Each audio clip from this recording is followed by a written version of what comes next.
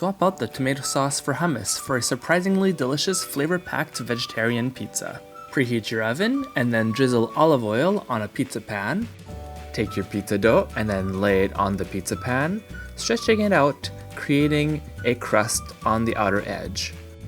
Take your favorite hummus and place a generous amount on the pizza crust and use the back of a spoon to spread it out on the pizza dough. Of course, next we have our grated mozzarella cheese. Sprinkle it on top of the hummus. And then for the toppings, we're going to go a little Mediterranean with some roasted red bell peppers and some mushrooms, some sliced black olives, some cherry tomatoes that I've halved, and some thinly sliced red onion.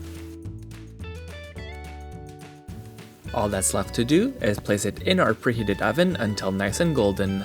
Make sure to find the full recipe at FrenchKissCook.com.